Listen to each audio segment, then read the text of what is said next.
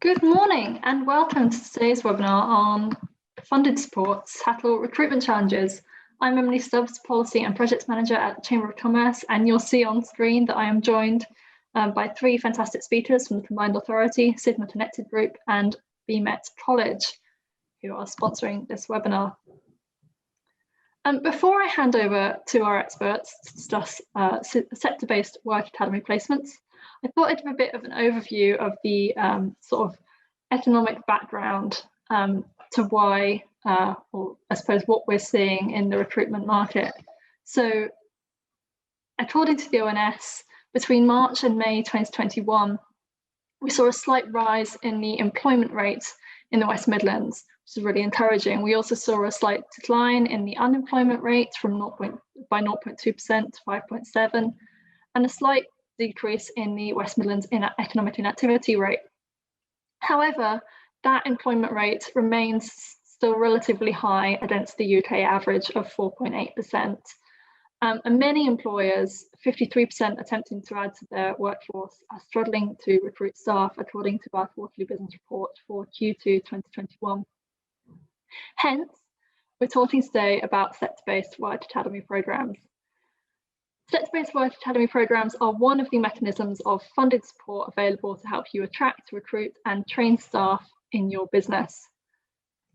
So without further ado, I will hand over to our experts for today. Tony O'Callaghan, Senior Delivery Manager for Skills and Education Partnerships at the West Midlands Combined Authority, will be giving a bit of background, an overview of the Combined Authority and government direction, and the why and how to sector-based work academy programmes. We'll then be talking to Yasmin Neal, Director of Learning and Development at Sigma Connected Group, who'll be explaining their experience of sector-based work academies. And finally, we'll have Susie Branch-Haddo, Vice Principal of External Engagement at BMet, on the BMet Way. We'll end with a Q&A, so please do throughout the session put your questions in the Q&A function here on Zoom. You'll see that it's next to the sort of chat button on the bottom of your screen. Without further ado, I will stop sharing my slides and hand over to you, Tony. Thanks, thank you, Emily, and morning to everybody. I just want to start by saying thank you for the opportunity to talk to you today. And I just wanted to initially set the scene, just to say that the government kind of focus at the moment is obviously a post-pandemic recovery period. And a whole raft of training and opportunities will support that, not least sector work academy programs, to give them their full title, which are in effect flexible, short opportunities, usually up to 6 weeks, made up of 3 components really: pre-employment training, work experience, and a guaranteed job interview. They are aimed at employers to allow them to have the flexibility to meet the needs of their organisation, and aimed at all job seekers, but are probably particularly relevant to younger job seekers.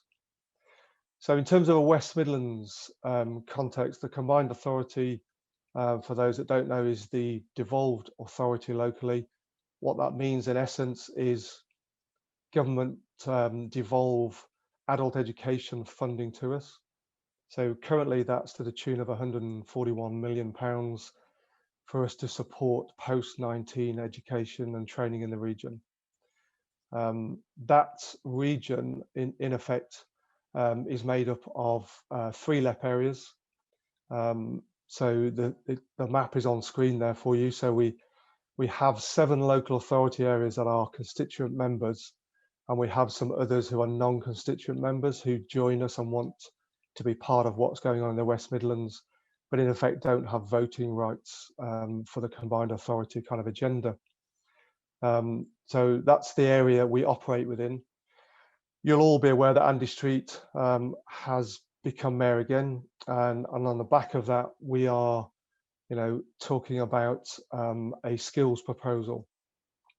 What that means in effect is, or how we articulate it, is 4 component parts. So we're talking about recovery, as the whole nation is talking about recovery, but we're trying to phase what that means across what our response will be. That may, for many companies, feature on recruitment and how they bring people back into businesses or develop the business. The resilience piece, which is about how they might reskill, retain people in the business, and then what we've termed a rethink piece.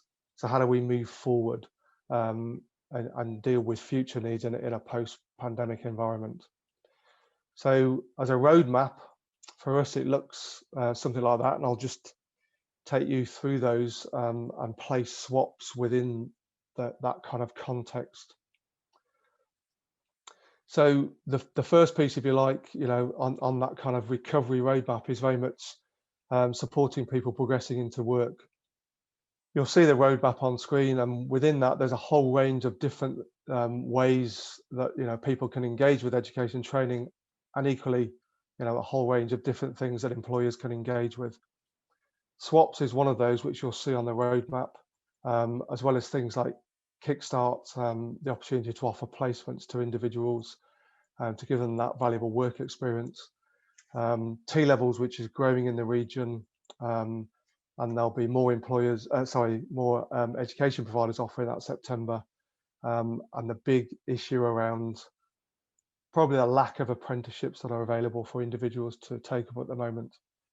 But I won't go into all of those, as the focus today is on that kind of swap piece. So, as I said, we are the devolved authority, so the adult education budget allows us to fund education and training. What does that mean locally? Well, for us, we are very focused on opportunities like swaps, so short programs to support individual. That's particularly important in the current environment.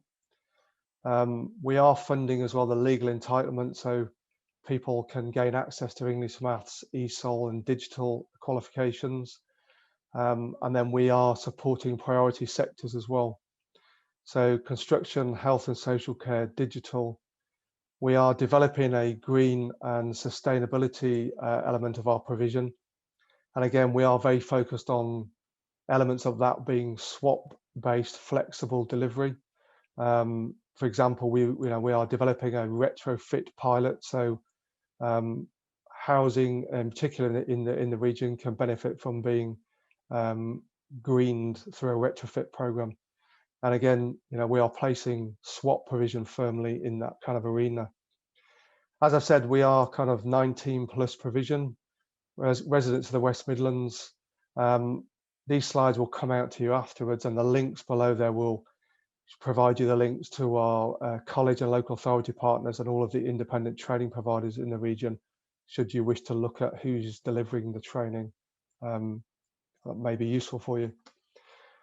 So, having defined the swap, and it is also called a sector-based work academy. That's probably in some ways a better sort of explanation of what it is. But what we're hoping is that it can create a skilled workforce for business. As an employer, hopefully you'll get the individuals through that are appropriate to your business, supported by JCP work coaches, Job Centre Plus work coaches. And again, our partners, our providers can tailor that provision so that it meets your needs. And you'll hear some more about that provision shortly. So again, the links on these slides will be live when you get them, so that you can explore that provision in more detail. So in the context of our kind of our offer of support, if you like, swaps is a very important part. It's a key component of what we want to offer moving forward. I just want to briefly mention the others. There is the Kickstart scheme. We have pledged to try to create 20,000 placements for individuals in the West Midlands. So if that's something employers feel they can offer, again, there's a link at the bottom there to our website, which will give you further information about how you can potentially do that. I've mentioned T-levels. We are trying to develop T-level and technical provision in the region, and again, we are using swaps as an entry point for some of that technical provision, so that people can get themselves into work, and then that's the starting point for many on a journey, and that may involve technical education. Again, there'll be a link on that slide which will provide you with more information about the opportunity to engage with T-levels and technical education more broadly, not only offering placements, but co-delivery models and a whole range of other opportunities there to develop that element of our work. Apprenticeships is really vital part of that offer across the region. There's a real issue around the lack of opportunities at the moment, and again, we're hoping to develop that through the levy transfer. So if you're not aware, we were given the opportunity by government to pool unspent levy in the region. We've currently pooled 22 million, and we've supported 680 plus SMEs to take on over 2,000 apprentices. So we're hoping to develop the apprenticeship landscape, but often people need a starting point again for apprenticeships.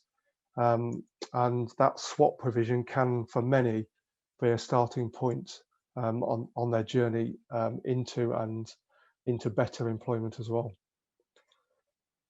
Just to provide some context in terms of the stats there, and I've highlighted in red, our swap provision across the West Midlands currently, these figures were to the end of June, so 2,638 individuals involved in swaps across the region. We want to grow that provision substantially, and we're working with our providers to do that currently. And I won't go into some of the other figures that they're on screen there for you, but we're hoping to develop all of those numbers and increase them so that people have a greater opportunity to access some of the starting points, but also the journey into employment. So that's kind of the first part of our roadmap, if you like, as you know, to support people into work. But the other pieces, which I won't focus on too heavily, but are very clearly about supporting people whilst they're in work. And again, we're doing that through a range of different programs and opportunities. Adult education funding will support a whole range of that. We have additional funding from government to support digital boot camps. And again, they're very similar in that they are short, sharp, flexible provision to upskill people very quickly to take them into the digital sector. And again, we're hoping that our boot camps, which have been a government pathfinder in that, have been really successful at demonstrating how flexible opportunities working with employers are really successful about moving people into employment. There are other elements, as I say, on there, and we can, and I can certainly supply you with further information about those should you need it. I've mentioned Level 3 National Skills Fund. In essence, what that means is we had additional money to provide the opportunity for people who haven't got a Level 3 to gain their the first full Level 3 qualification. That's A-level equivalent. So again, another opportunity. Should you wish, if it's your employees, for example, who may not have that qualification, and it supports you as a company to think about that as an opportunity. And the last piece I mentioned like the roadmap was the rethink piece, and we are really trying to engage with chambers of commerce and our partners and employers at the moment to take this forward in terms of what does the rethink piece moving forward look like for the region. So I've mentioned retrofit, and that's a real opportunity. And again, the Mayor has clearly articulated that he wants this region to be seen at the forefront of the green agenda. So we are looking into a whole range of schemes at the moment in terms of low carbon electrical installation and maintenance, electrification of vehicles, and he's fighting very hard at the moment to get the gigafactory built in Coventry, so that again this region is at the forefront of that. The potential, all of those opportunities again will need starting points. So I go back to some of the things we've talked about in terms of short, sharp, flexible opportunities where people can access some of this work and then build on their skills whilst they're in work. So the rethink piece is vitally important to us, and the green skills I've mentioned, and we're really kind of developing that green plan at the moment. As soon as that's ready, we can share that with you. So what that means for us in terms of some priorities moving forward, there's some key priorities on screen, and again I've highlighted in red that we are seeking increased investment in sector-based work academy programs in the area, and we clearly want to align that to supporting employer skills needs. So it's vital that we engage with our strategic stakeholders, chambers of commerce being one of those, but equally all of you as employers, so that we understand how we land that provision for best effect in the region. We are very keen, and the first point on the left there, we've evidenced the fact that specific training that is linked to employer needs has better job outcomes than generic occupational training. And we've gone through a process with our delivery partners locally, our providers, to try to shift that provision to say we need to develop the provision so that it's clearly and squarely aimed at supporting employer needs. That's where the job opportunities will occur, that's where residents will benefit, and that's where employers will benefit. So we're clearly sort of articulating that as one of our key priorities. So my details are on screen, the slides will come out to you, so I hope that has kind of set the scene, and I know that my partners who are joining us will share some more detail about the provision that's been delivered. So thank you for listening to me, but I'll be sort of hanging around for the Q&A as well. Thank you, Tony. That was really, really interesting and great to hear about the investment that Defined Authority is making in multiple sort of adult education skills streams, but obviously SWAPs in particular, as we're talking about that today. As you said, Tony will be taking in the Q&A at the end of the session, as will Susie and Yasmin. So please do put any questions that you might have in the Q&A function. We'll be asking those at the end. Thank you. I will now hand over to Yasmin Neal, Director of Learning and Development at Sigma Connected Group, to talk about their experience of using sector-based work academy programs. Thanks, Emily. Yeah, so as Emily's mentioned, I currently look after all learning and development requirements for Sigma. So Sigma Connected is a business process outsourcer. Our main office is in Birmingham, although it's very empty at the moment. Our main office is in the centre, Birmingham city centre, and I'll just explain a bit of the context as to where we were as a business before we started working with a sector-based work academy. So we've experienced significant growth. I joined the business 10 years ago when there were 10 people there. We're over 1,200 today, so we've grown a lot in that period of time. And we moved to Birmingham. We opened our Birmingham office in 2005, and Birmingham has an absolutely wonderful labour market, but we were finding it was still exceptionally competitive. We had a requirement to bring up to 60 heads into the contact centre every single month, which is wonderful, great growth for the business, but was really, really challenging. As you can imagine, we were heavily reliant on recruitment agencies. So the biggest cost in our business at that period of time was the cost of recruiting new staff, paying the agency fees, training them, and then getting them up and mobilised into their role. Our training programmes are anywhere between 2 to 4 weeks to get a contact centre advisor ready to go on the phones to have customer conversations. So it was a really, really significant period of time that we were obviously paying wages, and yeah, that was all contributing to a big challenge. We were struggling to achieve the numbers, and then once we got them in, it was very, very expensive for us to get them up and mobilised. And that's when we started working with BMet on the sector-based work academy. So I managed the overall programme between 2016 and 2020. Now I just manage the training element of it. But I'm going to talk a lot about how we got it set up and my experiences through that point. So as I said, we're a contact centre, so we're not typically the most desirable of role. Most people come to us because they need a job, they need a stopgap, or it's not typically the type of place that people come to for, most people don't want to work in a contact centre for 10 years. So we were dealing with a very, very transient workforce, and we needed a lot of them in a very, very short space of time. And we were looking for skills in customer service, problem solving, communication. People needed to be comfortable working to targets. So we were looking for people who could learn these types of skills. They didn't necessarily need to have them already, but they needed to show an aptitude, and then we would be willing to invest in them and develop them and really, really get them to where we needed to be. So we were approached, and we had some very, very initial conversations with BMet about the sector-based work academy, and it genuinely, I will say at that point, it sounded genuinely too good to be true. We were like, how, this sounds absolutely brilliant. And it turned out that it genuinely was absolutely brilliant. But at those initial meetings, I remember being like, I just can't, this is going to totally change our business.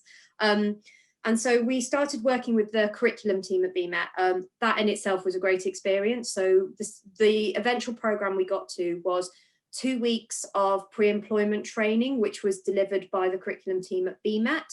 The candidates then came on into our offices, spent a week with us. This is still before they've been employed by us. And we delivered some generic skills-based training for the role. So soft skills, communication, introduction to the company. So they'd had 3 weeks worth of training, and we were able to work with BMet's team to ensure that the 2 weeks training they delivered was aligned to the type of training we were going to deliver as well. So we shared the job descriptions, we talked about the competencies we would need from these people, the skills we would need them to have, and we tailored that initial 2-week program. We also then set up sessions, so we would drop in during those 2 weeks as well. So we would go and introduce ourselves, we would introduce the team. We worked really, really, well, we do still work really, really closely with the curriculum team throughout the delivery, to engage on the candidates, how they're getting on, how they're engaging with it, how they're finding things.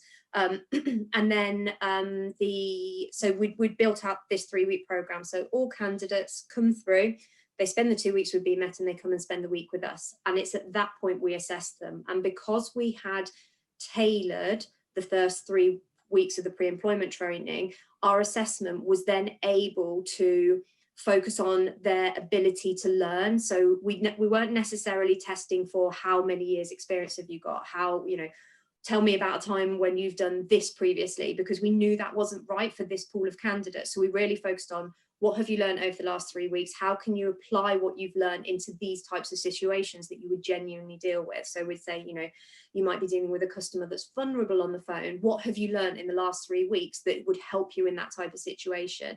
And we found by adjusting that approach to assessment, we got a really, really good success rate, because we were able to identify people with the potential to do a great job, not just the people who could. Some people could come through and demonstrate lots of experience, and that was brilliant.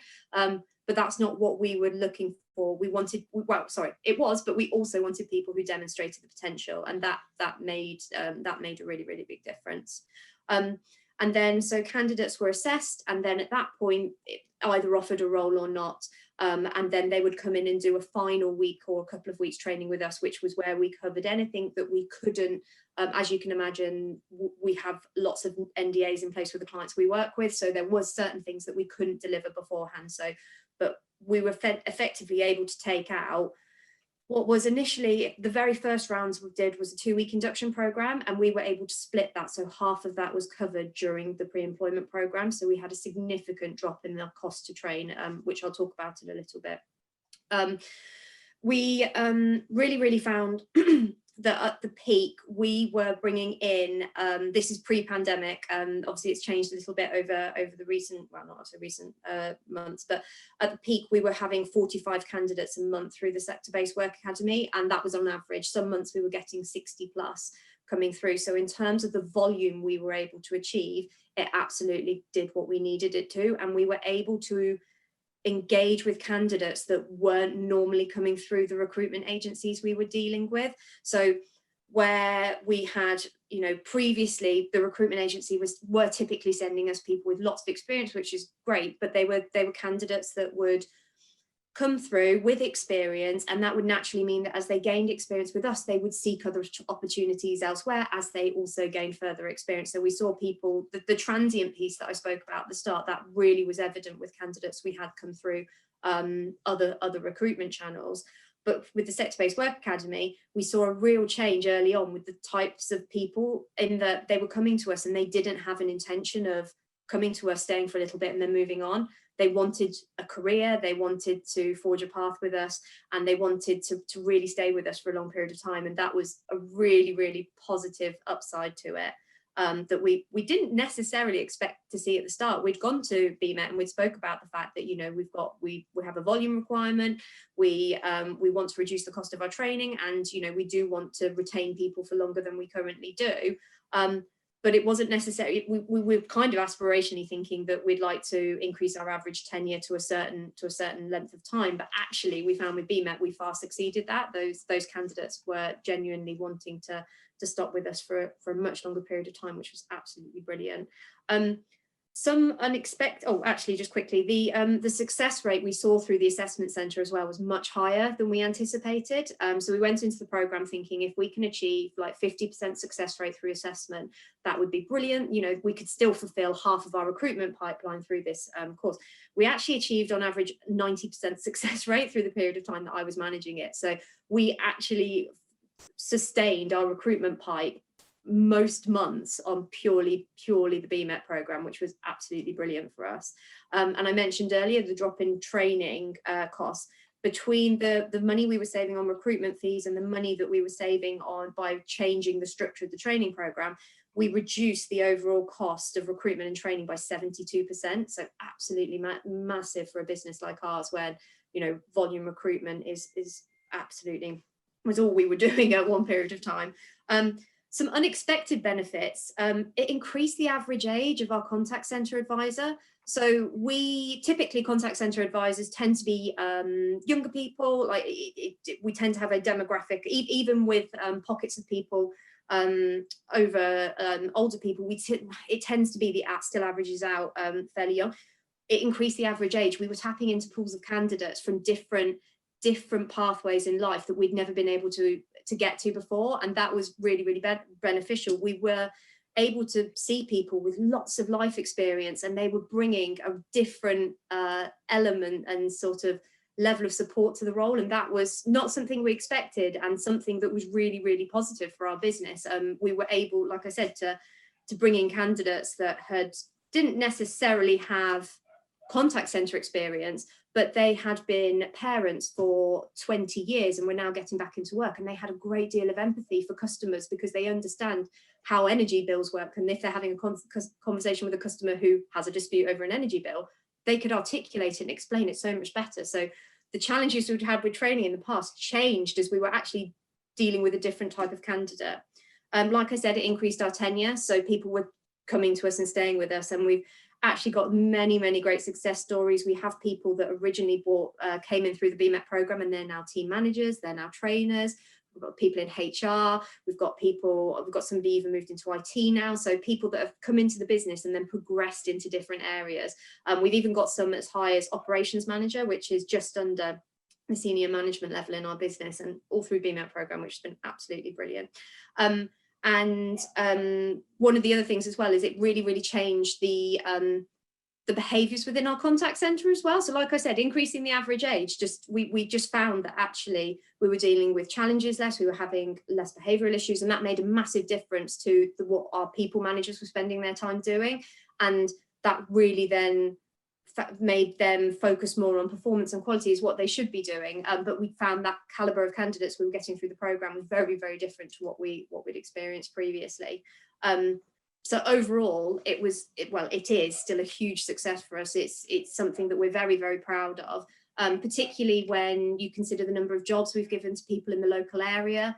That's really great as well. And we worked with the DWP, so when we wanted to try and achieve some higher numbers, for example, we went into job centres and did roadshows. So we had some job coaches come on site, and they came and toured around our office. So when they spoke to candidates, they could give a real life experience of what it's like being in a Sigma office.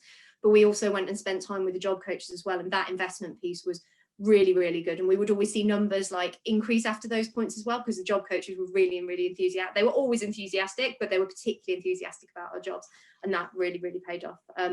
So overall, for our business, it has been a huge success, and it really changed the profile of people that we bring into the business, and it changed the way we recruit. It's been massively successful. That's incredible to hear. Thank you ever so much I think you can really tell as you're talking about it, the passion really comes across. Oh, yeah, no, I absolutely love it. I think it's one of the best things we've ever done, personally. I mean, is there a better endorsement? I think that's the perfect time to bring in Susie from BMet College to talk about the BMet way of sector-based work academy programs. Well, in a strange way, I wish I wasn't going next, because I think to sort of finish on Yaz's statement then of one of the best things to ever happen to the business is a very strong statement to finish on, and maybe I'll try and loop that into my end. Emily, do you have my slide deck, which I'm just going to really use as a bit of sort of a background drop, if you like. So good afternoon, everybody. My name is Susie Branch Haddo. I am Vice Principal for External Development over at BMet College. And in particular, have worked very closely with Yaz to create that world-leading, I think we'll go into, SWAT program that she was just talking us through there. I just wanted to spend the next sort of 13 minutes talking about what that looks like from a training provider perspective, and really how ourselves as BMet and other training providers could help you as organisations go on a similar path to that's happened at Sigma Finance.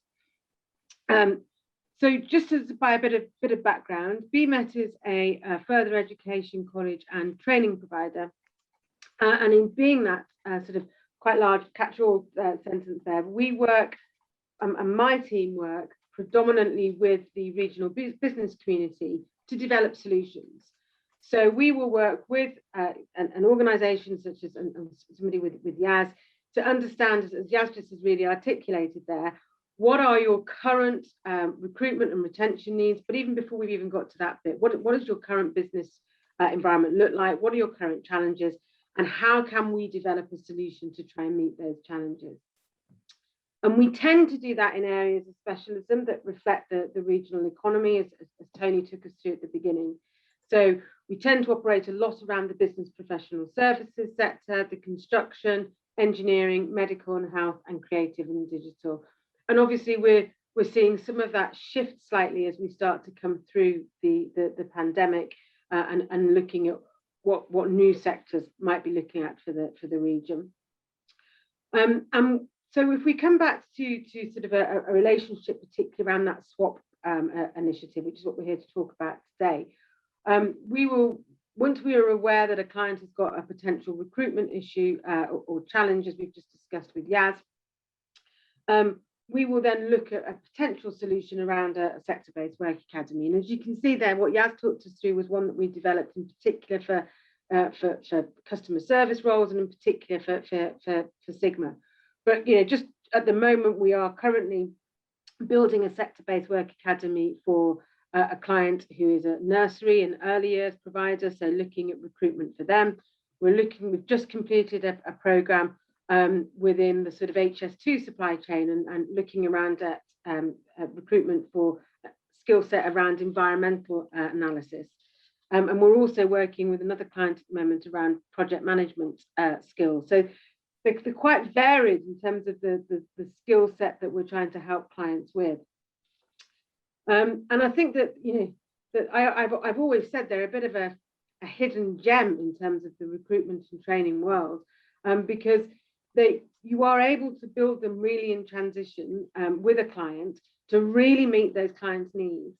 And in particular, they're at no cost to the client. And in fact, as Yaz has just started to chat through, you start to see a real flip on the cost benefits, particularly around that reduced induction costs, the reduced element of risk, because in essence, you've been working with candidates through a program before they come to join the business. Would you just mind taking me on to the next slide, Emily? So in terms of the sort of the BMet way, there's really these 4 stages, if you like, to developing a strong sector-based work academy program. And I'll just highlight sort of what does that look like, and can then follow up with anything in terms of question and answers later.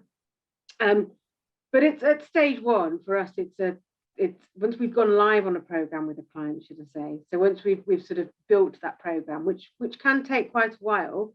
You know, with Yaz's team, we sat down for quite a significant period of time to really understand what that program needed to look like, which I think is why we've had such a longevity of success with the program, because of the amount of time that we've invested in designing it together in partnership. So at the beginning, it's around that advertising and recruitment of vacancies. Now we at BMet pride ourselves on having some really strong relationships with the job centres.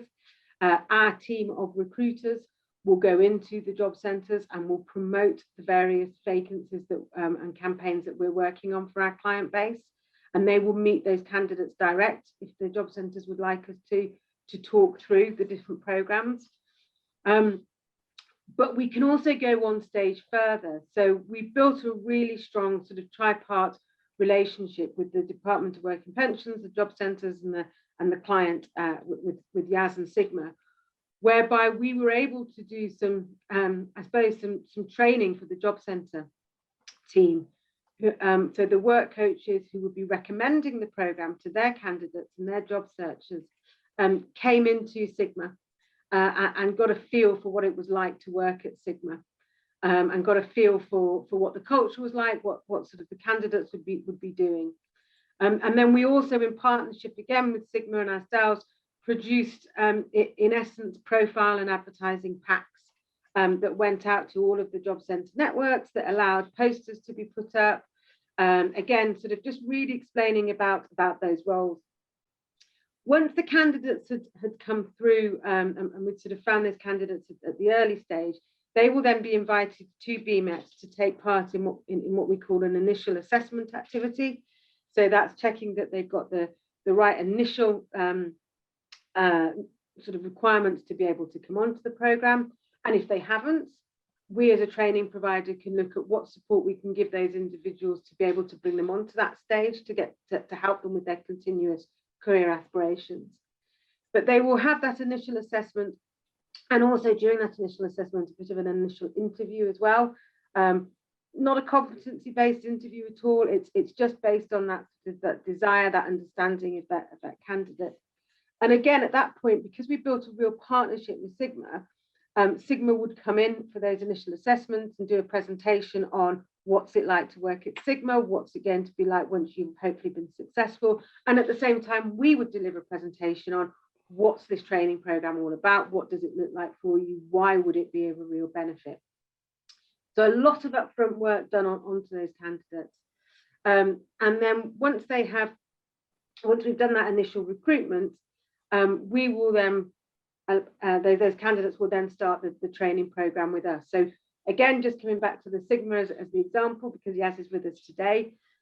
For that program, we had built the 2-week element that we were focusing on with Yaz. So we knew all the key strengths and key skill requirements that Yaz's team were looking for, and they were embedded into our program. And to really give you a flavour of that, when we say embedded into the program, that wasn't just our trainers teaching and supporting candidates on, for example, customer service or dealing with difficult customers or vulnerable customers as a training element. That was also, where possible, wrapping that within the Sigma policies and the Sigma the Sigma culture and the Sigma way of operating. So everything that we've been teaching our candidates, yes, is done with a bit of the sort of the theory knowledge behind it, but is also done with that wraparound of the Sigma way, which we can build for all clients. So through the 2-week training program, as Yaz has said, we would always invite clients to come in and participate as much or as little as they wanted to meet those candidates, and we would report back on how the candidates were progressing to the client.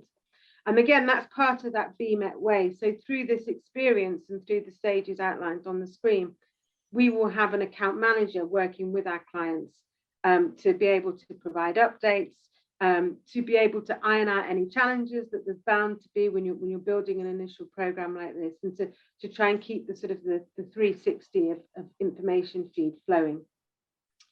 And as Yaz has articulated at the end of that program, so once we've built that element of the program, the final element is around that work experience point.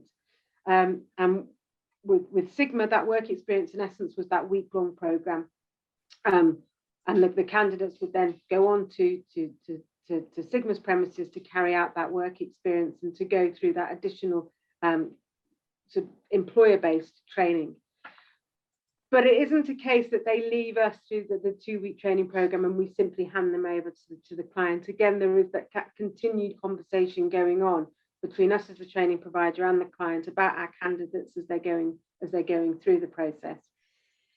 And as you see there at stage 4 is very much where it's then the client will interview all of the candidates who've successfully completed the training program and the 3-week program, and in a lot of cases, those candidates will all be successful and go to interview and go into work at the client that we've been working for. But in some cases, the candidates aren't successful. And that's where we, as the training provider, can step back in to provide additional support for those candidates. So in some cases, we're able to actually recognise we've got other clients that we're working for that we think the candidates would be suitable for. And we can support those clients, those candidates to those other clients. Or in some cases, it might be that from the feedback we've had from the client, we can look at providing those candidates with perhaps additional skills and training that they might need to work on in order to help them be more successful next time. So that's really our sort of our model. It is all about that collaboration and partnership approach. So the reason why I am so passionate about sector-based work academies, and particularly the one that Yaz and I built together, is that it really does work well when it works with those partnerships. So that partnership with the client to really understand their needs, to build a program that's going to meet those needs, doing that in absolute partnership again with the candidates that are coming through and those referral agencies such as the Department of Work and Pension, the job centres, really is where it's worked so well. And yes, please do go on to the next slide, Emily. And I think that what that's enabled us to build for clients such as Yaz and other clients is a recruitment platform that allows you to, in essence, recruit staff with the right training and the right skills, and that it's not necessarily the end of the journey either. So we're recruiting for a client at the moment through a swap program, who, once these candidates have been successful, they are looking at those candidates then joining an apprenticeship program. So there is that continuous development option to build. It's a way of recruiting, increasing your recruitment channels and activity. It in no way replaces recruitment and normal recruitment activity through recruitment agencies, but it does add a different dimension to recruitment, that, as you can see from the experience of Sigma, really did add significant benefits to what they could, how they could recruit. What we've really found is it really does reduce some of the risk of recruiting new staff, particularly within perhaps those higher volume areas where staff have had experience of your business and you've had experience of staff, so that by the time staff are joining the firm, actually they've in essence experienced whether it would be the right culture for them to come and join, and whether it's somewhere that they do want to come and work. And then of course that does help them with the sort of retention rate of staff, and then starting to see a financial cost, a benefit to that, because obviously retention rates drop. And the sort of the last 2 points there, really, I mean, I'll just actually flick them the other way around. So I've just sort of really mentioned there about staff being able to be inducted into the business quite quickly. So I think one of the experience that I definitely had when I was building this with Yaz over the months was that we were able to support Sigma take staff through the sector-based work academy program, and then in essence when they, started on day one in their paid role, they were able to hit the ground running very quickly. So productivity rate was significant. The final bullet I just wanted to sort of comment on really was around that opportunity to really build into local community.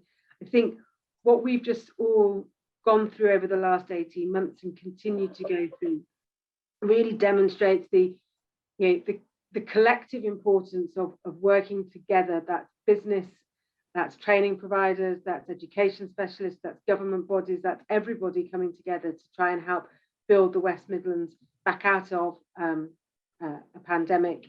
And to do that, the importance of us coming together to do that from a community base as well. So I think, coming back to what Yaz was saying at the beginning, what we experienced with Sigma was an organisation that really wanted to get into the heart of the Birmingham community, and really wanted to build those community links, and really wanted to recruit local people to come in and work for Sigma, but understood that they were finding that difficult to do, and that there were various barriers that were making that difficult for them to do.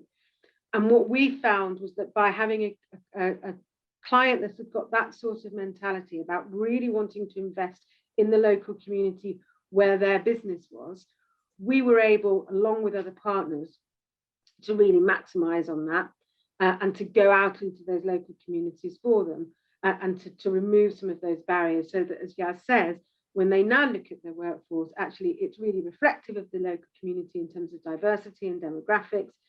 But also we know through some of the work the follow-on work we've done is some of the case studies around the success that has brought. So either people then having career progression, but also just being able to celebrate some of the success that we've achieved throughout the local community work that we do.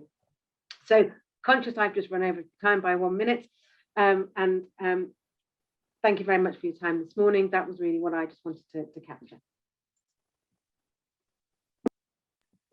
No worries at all in regards to time. I think one of the things that I'm quite curious about actually is, you mentioned, Susie, it being a bit of a sort of best kept secret.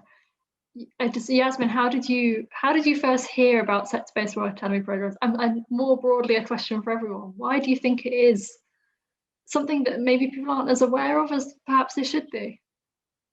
So we were first contacted by Marketing Birmingham, wasn't it, Sue? So when we opened the Birmingham office, we were contacted by a third party called Marketing Birmingham. They linked us in with BMet, and then Susan and I met, and that's where the conversations went from there.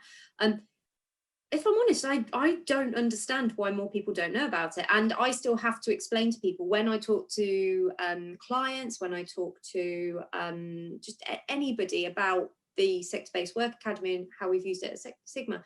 It's not at all a well-known thing, and it genuinely is like the best kept. Well, it's a silly secret to have, really, because it's brilliant. But I really don't know. I don't know if you know, Suze, but it's just odd in my mind. I think I'll probably defer to Tony on that, because there's so much work going on that I think when we first started working together, they probably were more of a secret. I think there's been a huge amount of work coming out of both central government and definitely from the combined authority in the past 12 to 18 months to really raise the profile of sector-based work academies and how can they help. I think it's like all things with education and training. I quite often say that my job is like being a bridge or a translator, which is I spend a lot of my time explaining some of the jargon behind education and training, and actually to the business community, and actually removing that jargon to look at what I said at the beginning, understanding what a business need is. And really my role and my team's role is to help business navigate the different options that are available to them and try and devise the best one that there is. So that's probably where I spend a lot of my time. And I probably don't always explain that they are a sector-based work academy when I'm with a client, because my initial thing is to work out what recruitment need that client has. Tony, over to you, because that's probably more one for you.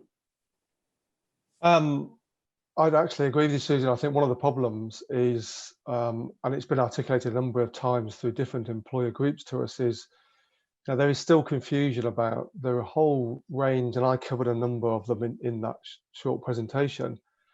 So I think for a number of employers, it sometimes needs the support you've talked about to understand what's relevant to them and what will support their business. Now, there's a whole raft of things they can engage with, and I think the problem is, as you say, sometimes they're not articulated particularly well. and it's quite a confusing landscape. And I think that's what comes back to us time and time again. So I think we need to declutter that landscape and make it easier for people to navigate it. Yeah, definitely. I think that reflects what we see as a chamber as well, in terms of, you know, particularly over the last, what are we at now, 18 months since the pandemic sort of really hit. You know, rightly so, the government's introduced a whole raft of new schemes and new money and new training opportunities, and just trying to keep on top of that, along with even things that have been around for a bit longer, like apprenticeships having changes. If it's not sort of, it's just so much to know and to understand. And I think, Emily, that that's the role that my team definitely plays, is to be, as I say, is to be that translator and bridge, and to try and simplify. And I also think that particularly with something like a sector-based work academy, there is a slight element of it feels too good to be true. And I know we had those conversations right at the beginning, Yaz, and an element of commercial nervousness around that, because in essence you are putting your recruitment, you are relying on government funding, and there's an element of risk. What happens if that funding stops? That could just change our whole model here, etc. And again, I think that's where the partnership piece comes in, because with what we've been able to build with lots of our clients, and again I come back to Yaz and her team, is an understanding of it's not too good to be true at all, but these are the parameters we need to work in. So there are some elements that we require you to do as an employer to be able to make sure that we are working in the parameters that suits everybody's needs here. So it's an employer as well having that flexibility of thought to understand, actually, if I can work in these parameters, I could build something really exciting here, and therefore it's not too good to be true. But Yaz understands that I need to provide measurement mechanisms back into Tony and his team, and that might be different level of measurement mechanisms than she's used to being providing, but she's already discussed all the other cost benefits, and so therefore it kind of outweighs itself. So I think something that I think a couple of people touched upon, and I know we've got a comment about in the chat, or a question about in the chat. How do swaps sort of interact with other, I suppose, funded or otherwise training opportunities that of the kind that Tony kind of gave us an overview of at the start? So how do swaps interact with, say, apprenticeships or traineeships, or T-levels even? Tony, do you want to go first from your perspective? Sure. Yeah, it's in essence, there's a range of products, Emily, that are aimed at I suppose different demographics, different groups. So traineeships was mentioned in the chat. Traineeships, are a particular product aimed at 16 to 24-year-olds. So they're aimed at a certain age group within the marketplace, if you like. Just as an example, swaps are 18 plus, but equally, they can go, throughout the sort of adult market as well. And again, Kickstarts are aimed at, a kind of broad age range, but tend to get directed towards young people. So range of products, and one of the things that's important is that the work coaches who are working with those individuals, or the providers that are working with them, need to navigate what's the best product for the individual, because they won't necessarily all suit each other. Somebody who's ready to take advantage of a sector-based work academy, for example, could be different to somebody who needs a kickstart sort of placement to get them, understanding the workplace and hit the ground running. And some of these programs, feed into others. They've not all been set up that way, but they can be a stepping stone onto some of the other provision that's available as well. Yeah, and I think from my perspective, it's is working with clients again to understand what their needs are. So, some of our clients will talk to us about we're working on a customer service swap program at the moment, and that client has got a little bit like Yaz's challenge, an urgent recruitment need. We need people to be able to come and work in our customer service roles, and we are struggling to find people, and we're struggling to find people with the right aptitude, and therefore, can you help us? And we're developing a sector-based work academy for them. But sometimes clients come to us with a different proposition, which is that they've still got a recruitment issue, but also they might be saying, which was part of Sigma's conversation with us, as well as a recruitment issue, we want to look at our overall diversity of our workforce, and we don't feel that our current solutions are enabling us to do that. And that's when we might start to talk to a client about, okay, well, we could start with building you a sector-based work academy program. Once we've successfully recruited through that, we could then look at what might be next for you. So for some clients, they then talk to us, for example, about retention. So you brought somebody in through, you brought them some candidates in through a well-delivered sector-based work academy program, but you've still got a retention challenge as a client. So what could you do about that? And sometimes we find that developing an apprenticeship program really works well, because it allows candidates to see the continued progress that they can make in terms of their career aspirations within a company. And we at the moment, sort of that really is our role, is to try and help our clients navigate what that continued training and requirement might be, really based on those business needs. Fantastic. Well, I'm conscious of time, so I think this will probably be the final question. But if you could give one message or one piece of advice, I suppose, to people who are considering using or looking into using a swap in their business, what would it be? Mine would be to put, like to Susie's point earlier, put the effort in up front, make it as bespoke to your business as you possibly can do, because it's so flexible, the training part of the program, and actually it's easy to see the benefit of the swap being, the sector-based work academy being the reduced recruitment costs, and that is absolutely brilliant. But the payoff that you get from the success rates and from the increased retention, the more you bespoke the program up front, is absolutely massive. I think mine would be everything is work-outable, and everything is fathomable. What I mean by that is, if you're looking at recruitment and you think this just, I'm really interested in this model, but I'm not sure if, or my roles, as I mentioned, we're working on some real diverse roles at the moment. To build a sector-based work academy around the HS2 supply chain and around those environmental skills has taken us a lot of fathoming out our end, but that's our jobs and that's what we've done. So my advice would be, if you like the idea but you're challenging to see how you can apply it to your own sectors, talk to us. There's always a solution. Fantastic. Finally, Tony, over to you. Mine's a simple plea. Do more of it. We are here as a funding organisation, trying to fund more of these opportunities. So if employers see it as being relevant to their business and can work with a local provider, we want to fund more of these opportunities. So please spend our money.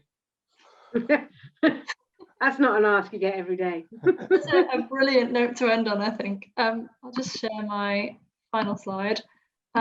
Just to say a big thank you for everyone who's attending this session and watching this webinar right now. Thank you, of course, to BMet College for sponsoring this webinar, and a huge thank you to our speakers, Tony, Yasmin and Susie.